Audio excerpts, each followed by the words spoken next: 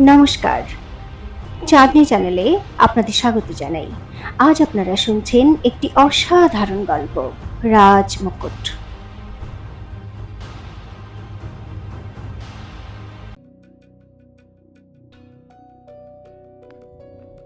চন্দ্রাবতী পুরুষের পোশাক পরিধান করেছিল, যা দেখে গার্গী খুব চিন্তায় পড়ে গেল। বীরেন্দ্র প্রতাপ দ্রুত মালার উপর থেকে হাত সরিয়ে নিয়ে বলল, চন্দ্রাবতী, তুমি এতক্ষণ কোথায় ছিলে? আমি কখন থেকে তোমার জন্য অপেক্ষা করছিলাম। চন্দ্রাবতী জবাবে কিছু বলার আগে বীরেন্দ্র প্রতাপ গার্গীকে বলল, মা, আমি ক্ষমা চাইছি। এই সময় আমার চন্দ্রাবতীর সঙ্গে গুরুত্বপূর্ণ কথা আছে। আপনি এই পত্র এখানেই রেখে যান। আমি এর উপর শাহী শিলমোহর লাগিয়ে আপনার কাছে পাঠিয়ে দেব। গার্গীর মনে মনে খুব রাগ হচ্ছিল যে চন্দ্রাবতীর জন্য ওর কাজ বিগড়ে গেল। ও নিজের আসন থেকে উঠে বলল, ঠিক আছে কুমার, কিন্তু ভুলে যেও না যেন। এ কথা বলে ও সবিতা আর যমুনার সঙ্গে ঘর থেকে বেরিয়ে গেল। দরজা বন্ধ করে দাও চন্দ্রাবতী। তখনই বীরেন্দ্র প্রতাপের গম্ভীর কণ্ঠস্বর ঘরে শোনা গেল। চন্দ্রাবতী মনে মনে ভয় পেল, নিশ্চয়ই বীরেন্দ্র প্রতাপ সব জেনে গেছে। ভাবতে ভাবতে ঘরের দরজা বন্ধ করল, আর যেই বীরেন্দ্র প্রতাপের দিকে ঘুরে তাকালো, তখন ওর দিকে একটা প্রশ্ন ছুটে এলো। তুমি সকাল থেকে কোথায় গায়েব হয়ে গিয়েছিলে? আর এখন রাতের দ্বিতীয় প্রহর শুরু হয়ে গেছে। তুমি কি জানো এর কি অর্থ হতে পারে? চন্দ্রাবতী একেবারে চুপ করে রইল। ওর মনের মধ্যে উথাল পাথাল করতে লাগলো। তুমি আমার দেওয়া স্বাধীনতার অপব্যবহার করছো চন্দ্রাবতী। বীরেন্দ্র প্রতাপ ওর কাছে এসে একটু রুক্ষতার সঙ্গে বলল, আর ওই সোনাল, ওকে তুমি মিথ্যে কথা বলা শিখিয়ে দিয়েছ? কতবার আমি ওকে জিজ্ঞাসা করেছি, কিন্তু না ও তোমার ব্যাপারে কিছু বলেছে, আর না তুমি কোথায় আছো সে বিষয়ে মুখ খুলেছে।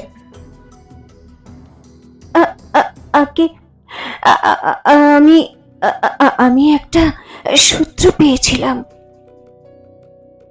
চন্দ্রাবতী কোনো মতে বলল, আপনার ওই সূত্রকে, সে ব্যাপারে সব জেনে গেছি আমি। কিন্তু বীরেন্দ্র প্রতাপের উপর এর কোনো ফল হলো না। ও তখনও রুক্ষতার সঙ্গে চন্দ্রাবতীকে দেখছিল। আপনি আমাকে বিশ্বাস করুন মহারাজ। চন্দ্রাবতী মনে মনে একটা পাকাপাকি উদ্দেশ্য নিয়ে বলল, আমি আমি এই কাজের জন্যই বাইরে গেছিলাম। আর আপনার জেনে অবাক লাগবে যে সেই লোকটা আপনার খুব খুব কাছের বন্ধু, কিন্তু বন্ধুত্বের আড়ালে ও আপনার বিশ্বাস ভাঙছে। এ কথা শুনে বীরেন্দ্র প্রতাপের একটা ঝটকা লাগলো।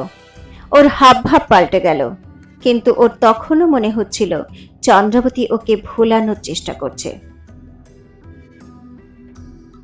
কে সে?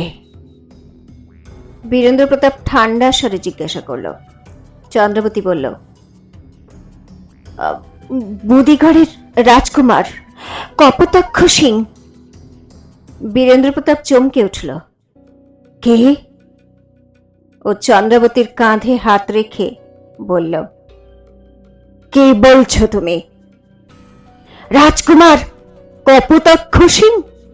তুমি সজ্ঞানে আছো তো? জানো তুমি কার উপর দোষারোপ করছো? চন্দ্রাবতী গভীর শ্বাস নিয়ে বলল,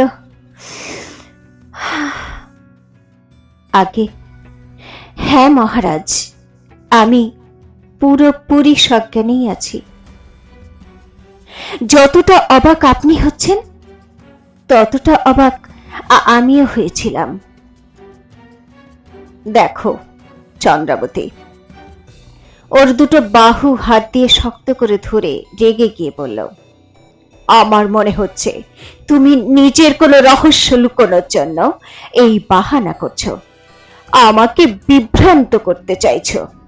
কারণ তুমি খুব ভালো করেই জানো যে রাজকুমার কপোতাক্ষ আমার নিকট মিত্র।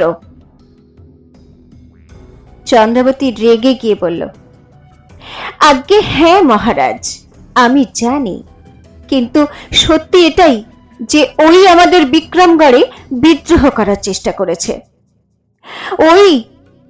ওই তান্ত্রিককে পাঠিয়ে প্রজাদের উস্কেছিল, আর আপনাকে শয়তান বলে সিংহাসনচ্যুত করতে চেয়েছিল। বীরেন্দ্র প্রতাপ আর কিছু বলতে পারল না, কিন্তু ওর মুখ এখনো রাগে কঠিন হয়েছিল। ও এখন এটা বোঝার চেষ্টা করছিল যে চন্দ্রাবতী কি সত্যি বলছে নাকি মিথ্যে। আপনার মনে আছে মহারাজ, চন্দ্রাবতী নরম স্বরে বলল, আমি কালও আপনাকে বুদিগড়ের ব্যাপারে জিজ্ঞাসা করেছিলাম, কারণ আমার সন্দেহ ছিল। আপনার এটাও মনে আছে নিশ্চয়ই যে আমি আপনাকে এটাও বলেছিলাম ওই ষড়যন্ত্রকারীর কাছে আপনার মতো সৈন্যবল নেই, কিন্তু তার কাছে ধনবল আপনার থেকে অনেক বেশি আছে, আর সে এই শক্তির জোরেই আপনাকে হারাতে চায়। বীরেন্দ্র প্রতাপের রাগ এক ঝটকায় ঠান্ডা হয়ে গেল, আরো ভাবতে বাধ্য হলো। এ কথা তো সত্যি, ও আস্তে আস্তে বিড়বিড় করে বলল, বুদিগড়ের সৈন্য খুবই দুর্বল, হয়তো সেজন্যই ওরা কখনোই আমাদের সঙ্গে যুদ্ধ করেনি, অথচ সবসময় মিত্রতার সম্পর্ক রেখেছে। আর এ কথাও ঠিক যে ওদের শাহী খাজানায় হিরে জহরতের কোনো কমতি নেই, কারণ ওই রাজ্যে ব্যবসায়ী অনেক। চন্দ্রাবতী তা দেখে মনে মনে নিশ্চিত হলো যে বীরেন্দ্র প্রতাপের সন্দেহের নজর এখন ওর দিক থেকে সরে কপোতাক্ষ সিংহের দিকে ঘুরে গেছে। বীরেন্দ্র প্রতাপ চিন্তার স্বরে বলল, তোমার কাছে কি কোনো ভারী প্রমাণ আছে এর বিরুদ্ধে? আগে না, চন্দ্রাবতী জবাব দিল, কিন্তু আমাকে একটু সময় দিন, দ্রুত প্রমাণ জোগাড় করে ফেলব। বীরেন্দ্র প্রতাপ হেসে বলল, হ্যাঁ, আমি নিশ্চিত চন্দ্রা যে তুমি প্রমাণ জোগাড় করে ফেলবে, আর এরকম বিশ্বাসঘাতক বন্ধুর মুখোশ খুলে দিলে আমারও খুব খুশি হবে। চলো এখন ভোজন করে নেই। তোমার চিন্তায় আমিও এখনো কিছুই খাইনি, তোমারও তো খিদে পেয়েছে নিশ্চয়ই। তুমি পোশাক পরিবর্তন করো, ততক্ষণে আমি সেবিকাকে ভোজন আনার জন্য বলে দিচ্ছি। একথা বলে বীরেন্দ্র প্রতাপ ঘর থেকে দ্রুত বেরিয়ে গেল। চন্দ্রাবতী তাড়াতাড়ি পোশাক পাল্টাতে লাগলো, কিন্তু ওর মাথায় ঘুরছিল বাচ্চাটাকে বাঁচানোর জন্য কপোতাক্ষের দেওয়া প্রস্তাবের ওপর। এখন এটা তো জানা গেছে শাহী শিলমোহর ওই আলমারিতে রাখা আছে, আর ওর চাবি নিজের মালার মানিকের মধ্যে লুকিয়ে রেখেছে বীরেন্দ্র। আমাকে এখন এমন চাল চালতে হবে যাতে বাচ্চাটার প্রাণও বেঁচে যায়, আর ওই বিশ্বাসঘাতক কপোতাক্ষের সত্যিটাও সবার সামনে এসে যায়। কিন্তু কিভাবে? চন্দ্রাবতীর মাথা সমাধান খুঁজতে খুঁজতে পাগল হতে লাগলো। পরদিন পুরো রানীমহলে আলোচনা শুরু হলো। সব পাটরানীদের মধ্যে একটাই আলোচনার বিষয় ছিল, রাজমাতা গার্গী যমুনা যাযাবরীকে ওর বাবার রিয়াসত ফিরিয়ে দিয়েছে। আরে বাহ, এই যাযাবরীর তো ভাগ্যই খুলে গেল, রাজমাতার এত দয়া। আরে রাজমাতাকে কম ভেব না। ও এক হাতে যদি কাউকে কিছু দেয় না, তাহলে অন্য হাতে সবচেয়ে মূল্যবান জিনিস তার বন্ধক রেখে দেয়। আরে এতটাও বাঁকা চাল নয় এটা। সবকিছু পরিষ্কার বোঝা যাচ্ছে। রাজমাতা চন্দ্রাবতীর বিরুদ্ধে এক নতুন মোহিনীকে দাঁড় করাতে চায়। আরে কিন্তু ওই যাযাবরী তো চন্দ্রাবতীর পক্ষেই ছিল। রাজনীতিতে কেউ কারো সত্যিকারের সঙ্গী হয় না, বুঝলে? আরে তুমি দেখে নিও, খুব তাড়াতাড়ি রানীমা হলে আবার কোনো বড় তামাশা হতে চলেছে। এসব কথা সোনালের কানেও পৌঁছে গেল। ও সুযোগ বুঝে সোজা চন্দ্রাবতীর ঘরে পৌঁছলো। ও ওখানে গিয়ে স্তম্ভিত হয়ে গেল। ও দেখল চন্দ্রাবতী তখনও ঘুমোচ্ছে, কিন্তু বীরেন্দ্র প্রতাপ বিছানায় ছিল না। মহারানী মা! ও ধীরে ধীরে চন্দ্রাবতীকে ধাক্কা দিয়ে ডেকে বলল। আরে সূর্য তো মাথার উপর উঠল, আর আপনি এখনো ঘুমোচ্ছেন? চন্দ্রাবতী হড়বড় করে উঠে বসল। ও দেখল সত্যি সকাল পেরিয়ে দুপুর হতে চলেছে। এ কি করে হলো? চন্দ্রাবতী অবাক হয়ে বলল, আমি এতক্ষণ পর্যন্ত কি করে ঘুমোচ্ছিলাম? ওহ! চন্দ্রাবতী অনুভব করলো ওর মাথা ঘুরছে। সোনাল প্রথমে ঘাবড়ে গেল, তারপর হেসে বলল, মনে হচ্ছে আমাদের মহারাজ মহারানীমাকে কাল অনেক রাত পর্যন্ত জাগিয়ে রেখেছিলেন। এই নিন, ঠান্ডা জল দিয়ে মুখে ছিটিয়ে দিন। একথা বলে সোনাল নিজেই চন্দ্রাবতীর মুখে জলের পেয়ালা থেকে জল ছিটাতে লাগলো। ওহো, কি করছো সোনাল? চন্দ্রাবতী রেগে গিয়ে বলল।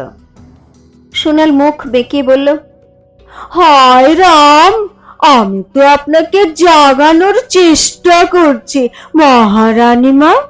চোখ খুলুন, না হলে ওই যাযাবরী কখন আপনাকে মাত করে দেবে আপনি তো জানতেও পারবেন না। একথা শুনে চন্দ্রাবতী একেবারে চমকে উঠল। সারা রানী মহলে আলোচনার সভা বসেছে মহারানী মা। সোনাল যেন কোনো রহস্যের উদ্ঘাটন করতে করতে বলল, ওই যমুনাকে রাজমাতা ওর বাবার রিয়াসতের দলিল দিয়ে দিয়েছে। এমনকি মহারাজ আজ নিজেও সকাল সকাল দলিলের নথিপত্রে ওনার শাহী শিলমোহর লাগিয়ে দিয়েছেন। হ্যাঁ। একথা শুনে চন্দ্রাবতীর আরো একটা ঝটকা লাগলো। ও দ্রুত বুঝতে পারল ও এতক্ষণ ধরে কেন ঘুমোচ্ছিল। ও মনে মনে বলল, আচ্ছা, সেই জন্যই কাল রাত্রে বীরেন্দ্র আমার খাবারে ঘুমের ওষুধ দিয়ে দিয়েছিল। ওর দলিলের নথিপত্রে শাহী শিলমোহর লাগানোর ব্যাপার ছিল, তাই আর ও চায় না যে এটা আমি দেখে ফেলি। আর মোহরের চাবি কোথায় আছে, সেই জন্যই আমার খাবারে ঘুমের ওষুধ মিশিয়ে দিয়েছিল। আরে আপনি কি এত ভাবছেন মহারানী মা? সোনাল হড়বড় করে বলল, তাড়াতাড়ি কিছু করুন, না হলে একদিন ওই যাযাবরী। ওর কথা শেষ হওয়ার আগেই চন্দ্রাবতী বলে উঠল, আমার এখন ওই যাযাবরীর নয়, বরঞ্চ ওই বাচ্চাটার জন্য পড়া হচ্ছে সোনাল। ওর প্রাণ বিপন্ন। বলে চন্দ্রাবতী মাধবের হত্যার সঙ্গে সঙ্গে কপোতাক্ষ আর রাধাপুর গ্রামের পুরো ঘটনা শোনালো। হে ভগবান! সোনালের চোখ অবাক হওয়ার সঙ্গে সঙ্গে রাগে পূর্ণ হলো। একজন বন্ধু এতটা নীচ হতে পারে? চন্দ্রাবতী রেগে গিয়ে বলল, সেটা তো সময়ই বলবে যে কপোতাক্ষ কার মিত্র আর কার শত্রু। কিন্তু এসব ছাড়ো, শুধু এটা ভাবো যে ওই বাচ্চাটার প্রাণ এখন ওর হাতের মুঠোয়, আর আমাদের যে কোনোভাবে বাচ্চাটাকে বাঁচাতে হবে। সোনাল একেবারে চুপ করে গেল। তারপর ও কিছু ভেবে চিন্তিত হয়ে বলল, হায় হায়, তো সত্যি কি শাহী শিলমোহর চুরি করবেন নাকি আপনি? আর ওই বিশ্বাসঘাতককে বিবাহ করে নেবেন? না সোনাল, চন্দ্রাবতী ওকে বুঝিয়ে বলল, এরকম কিছুই হবে না। আমি ওকে ওর জালেই ফাঁসানোর রণনীতি তৈরি করেছি। যখন ও সন্ধিপত্রে মোহর লাগিয়ে সবার সামনে এই কথা পেশ করবে যে বীরেন্দ্র প্রতাপ ওকে নিজের রিয়াসত আর মহারানী সঁপে দিয়েছে, ঠিক তখনই ও ধরা পড়বে। কারণ সন্ধিপত্রে থাকা শিলমোহর আসল নয়, নকল হবে। নকল? সোনাল অবাক হয়ে জিজ্ঞাসা করল, কিন্তু মহারানী মা, নকল তৈরি করার জন্য তো আসলের প্রয়োজন পড়বে নাকি? আর তার জন্য তো আমাদের মহারাজের আলমারি থেকে শাহী শিলমোহর চুরি করতে হবে। সোনালের এই প্রশ্নের উত্তরে চন্দ্রাবতী মাথা নেড়ে হ্যাঁ বলল। তো ও ঘাবড়ে গিয়ে জিজ্ঞাসা করল, হায় হায় মহারানী মা, এ কি সর্বনাশ করছেন আপনি? এ তো সরাসরি বাঘের মুখে হাত দেওয়ার সমান। আলমারির চাবি মহারাজের মালা থেকে কিভাবে হাসিল করবেন আপনি?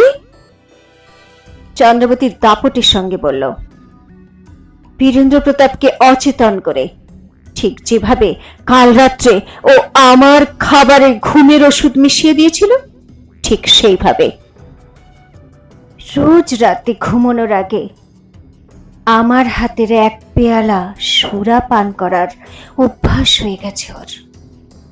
তাই আজ রাতে আমি ওকে সুরায় ঘুমের ওষুধ মিশিয়ে দেব। তারপর আমি শাহী শিলমোহর চুরি করে তোমাকে দিয়ে দেব, আর তুমি তার নকল তৈরি করে নিয়ে আসবে। তারপর আমি আসল শাহী শিলমোহরকে আবার আলমারিতে রেখে দেব। বীরেন্দ্র জানতেও পারবে না। কিন্তু মহারানী মা, সোনাল ঘাবড়ে গিয়ে জিজ্ঞাসা করল, আমি মোহরের নকল কোথা থেকে তৈরি করাবো? চন্দ্রাবতী জবাব দিল, মাধব যে কারিগরের কাছ থেকে বানিয়েছিল তার কাছ থেকে। তুমি এই দিনের বেলাতেই আমার চিঠি নিয়ে ওকে দিয়ে আসবে। ও মোহর বানানোর জন্য সব জিনিসপত্রের ব্যবস্থা করে ফেলবে। তারপর রাত্রে যখন তুমি ওকে আসল মোহর দেবে, তখন ও দ্রুত নকল বানিয়ে ফেলবে। কিন্তু সোনালের ভয় কিছুতেই কমছিল না। ও সঙ্গে সঙ্গে জিজ্ঞাসা করল, আর যদি কপোতাক্ষ জানতে পারে যে এই মোহর নকল, তখন? আরে, ও জানতে পারবে না, চন্দ্রাবতী পুরো আত্মবিশ্বাসের সঙ্গে বলল। ওই কারিগরের উপর সম্পূর্ণ ভরসা আছে আমার। কিন্তু হ্যাঁ, বীরেন্দ্র বা বিক্রমগড়ের কোনো মন্ত্রী ওই নকল মোহর খুব সহজেই ধরে ফেলবে। যখন দরবারে কপোতাক্ষ নিজের দাবি পেশ করবে, তখন এই নকল মোহর সাক্ষী হবে কপোতাক্ষের বিশ্বাসঘাতকতার আর আমাদের জয়ের। চন্দ্রবতীর বোঝানোর পরও সোনালের মনে ভয়ে অটল ছিল। ভয়ানক ঝড় ওঠার আশঙ্কা ওকে চিন্তিত করে তুলছিল। মহারানী মা, ও ইতস্তত করে বলল, আমার এখনো মনে হচ্ছে শাহী শিলমোহর চুরি করা ঠিক হবে না। এটা মহারাজের সঙ্গে বিশ্বাসঘাতকতা করা হবে। উনি যদি জানতে পারেন, তাহলে আপনার সঙ্গে কি ব্যবহার করবেন সেটা আপনি খুব ভালো করে জানেন। আরে, এর থেকে তো ভালো হতো যদি আপনি মহারাজকে ওই বাচ্চাটার ব্যাপারে সব বলে দিতেন। এখন তো মহারাজ আপনার প্রেমে এতটাই ডুবে গেছেন যে আপনার কোনো কথাই উনি ফেলতে পারবেন না। না সোনাল, চন্দ্রবতী নিরাশ হয়ে বলল। প্রথমে আমিও এই কথাই ভেবেছিলাম, কিন্তু আমার সন্দেহ হয় বীরেন্দ্র এখনো আমার সঙ্গে কোনো খেলা খেলছে বোধ হয়। ওই বাচ্চাটা সত্যি জানার পর যদি ও ওকে মেরে ফেলে, তাহলেও আমি অবাক হব না। ও খুব সরল আর নিষ্পাপ জানো তো সোনাল, একেবারে উর্বশীর মতো। এই নিষ্পাপ বাচ্চাটার প্রাণ বাঁচিয়ে আমি আমার প্রায়শ্চিত্ত করতে চাই। উর্বশীকে কথা দিয়েও আমি ওর আর ওর বাচ্চার প্রাণ বাঁচাতে পারিনি। চন্দ্রবতীর চোখ জলে ভরে গেল। তখনই একটা হালকা শব্দ হলো। সোনাল আর চন্দ্রবতী দুজনেই চমকে উঠল। চন্দ্রবতী সোনালকে দ্রুত ইশারা করল। সোনাল নিঃশব্দে এগিয়ে গেল আর এক ঝটকায় দরজা খুলল। ওর সামনে যমুনা যাযাবরী দাঁড়িয়েছিল। সে হঠাৎ দরজা খোলা মাত্রই একেবারে ঘাবড়ে পিছিয়ে গেল। তো যমুনা কি চন্দ্রবতী আর সোনালের কথাবার্তা সব শুনে ফেলেছে? এখন কি করবে চন্দ্রবতী? ও কি আজ রাত্রে শাহীন শিলমোহর চুরি করতে সফল হবে? বীরেন্দ্র প্রতাপ কি ওর বিশ্বাসঘাতক বন্ধু কপোতাক্ষের আসল ছবিটা দেখতে পাবে? জানার জন্য শুনতে থাকুন রাজ মুকুট, শুধুমাত্র চাঁদনির সঙ্গে চাঁদনি চ্যানেলে।